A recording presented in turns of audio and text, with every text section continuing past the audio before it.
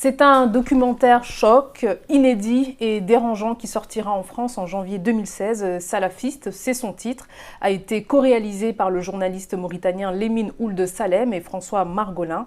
Lemine Ould Salem, bonjour et merci d'avoir accepté notre invitation. Bonjour. Alors avant de débattre, nous allons d'abord regarder un extrait de votre documentaire. Alors, depuis que le sabre a commencé, c'est-à-dire depuis que le djihad a commencé, en quelques mois, en quelques semaines, regardez vous-même. Ici, Gao, même les petites filles sont voilées plus fortes raison les grandes personnes. Et depuis que les lapidations ont commencé, les exactions concernant l'islam, c'est une obligation divine. On coupe la main des voleurs, la main et le pied de travers encore des coupeurs de route. Et depuis qu'on a commencé ces pratiques religieuses, alhamdoulilah, il n'y a plus de vol. On l'a traité conformément à ce que Dieu nous dit chez la charia. Donc, on leur dit vraiment, soyez vraiment musulmans. Il ne faut pas dire que je suis musulman et à la même chose, moi, je n'accepte pas l'islam.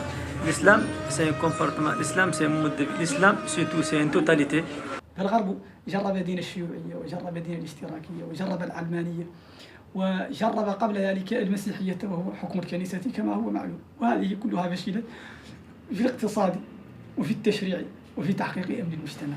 لذلك لا بديل عن هؤلاء يوازيهم في قوتهم وفي شمولية طرحهم غير الإسلام. Alors, dans votre documentaire, vous donnez presque exclusivement la parole à ces idéologues. Est-ce qu'il n'y a pas un risque de relayer leur propagande ?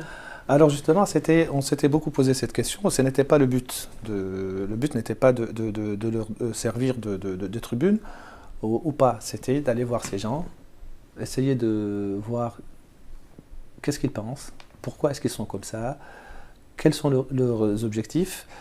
Et j'avoue que pour ma part, ça a été une expérience très particulière.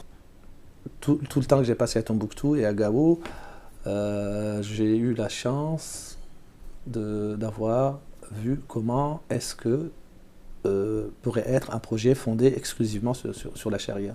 Il y a aussi des scènes d'amputation, d'exécution. Comment est-ce que vous avez réussi à filmer dans cette ville de Tombouctou occupée ? C'était très simple. Ça paraît très difficile de loin, pour quelqu'un de loin, mais ça a été vraiment très simple. Alors au printemps, moi je connais très bien le nord du Mali depuis très longtemps, c'est pas nouveau. J'ai réussi à entrer en contact avec un des chefs d'Ansardine à Tombouctou pour lui dire que j'aimerais bien venir avec un GRI français. Il m'avait dit qu'il ne pouvait pas assurer la sécurité d'un Français, mais que moi je pouvais venir du fait que je sois musulman, qu'il ne pouvait pas empêcher un musulman de venir à Tombouctou. J'arrive à Tombouctou, ils prennent mes papiers pour des procédures disent-ils administratives. Ils me demandent de faire une demande d'accréditation, je la fais, je reçois une autorisation en 15 points, que je suis autorisé à travailler, mais que je dois être accompagné par un accompagnateur. Je ne dois pas filmer des femmes qui ne sont pas vêtues, entre guillemets, selon les règles islamiques, et que je devais donner une copie de l'ensemble de mes enregistrements avant de partir. C'est qu'heureusement je n'ai pas fait parce que je pense qu'ils ont oublié de me le demander. Il y a aussi il y a les discours qui sont très durs et les images violentes, voire parfois insoutenables. Certaines vidéos sont des vidéos de propagande de l'État islamique. Pourquoi avoir choisi de montrer toute cette violence ? Alors, c'est très simple. Au début, le projet portait essentiellement sur le nord du Mali. C'était un projet, la charia au quotidien, dans le nord du Mali. Puis entre-temps, il y a eu des développements que l'on sait en Irak et en Syrie, notamment avec la progression de l'État islamique.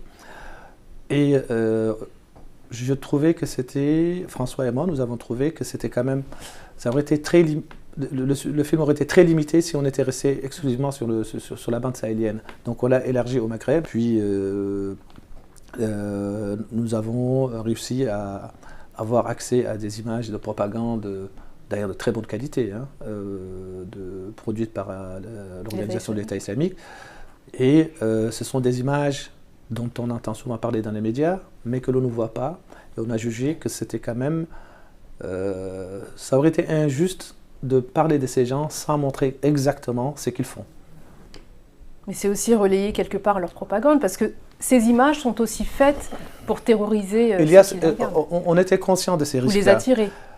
Mais on était très conscient des risques que ce film peut être pris comme étant une sorte de tribune accordée à ces gens. Ce n'était pas du tout. Mais à la fin, quand vous regardez bien le film, il y a aussi des scènes de résistance. Par exemple, le petit Mameti qui fume sa cigarette à Tombouctou, sous occupation d'Ansardine Akmi, qui en même temps en train de servir un verre de thé à Sanda, qui est un des chefs d'Ansardine, Zabou, la grande dame de Gao, qui ne se voile pas et qui n'a pas changé de mode de vie. Et à côté de ça, on a aussi ce flot d'images d'exécution, de décapitation qui sont extrêmement c'est le côté durs. Oui, absolument, absolument. Mais le discours, on aurait pu se limiter au discours, mais je pense que la meilleure manière, peut-être de bien faire comprendre au maximum des gens qui sont ces gens-là, c'est aussi de montrer comment est-ce qu'ils pratiquent au quotidien ce discours dont ils se réclament. Oui, les amputations, les exécutions, comment est-ce que se comportent avec les minorités religieuses, comme les chiites, comme les yézidis. Ça peut être choquant, mais nous pensons qu'il faut montrer ces gens tels qu'ils sont. Lemine Ould Salam, merci d'avoir répondu à nos questions. Je rappelle que Salafiste, co-réalisé avec François Margolin, sera en salle en janvier 2016. Je vous dis à bientôt.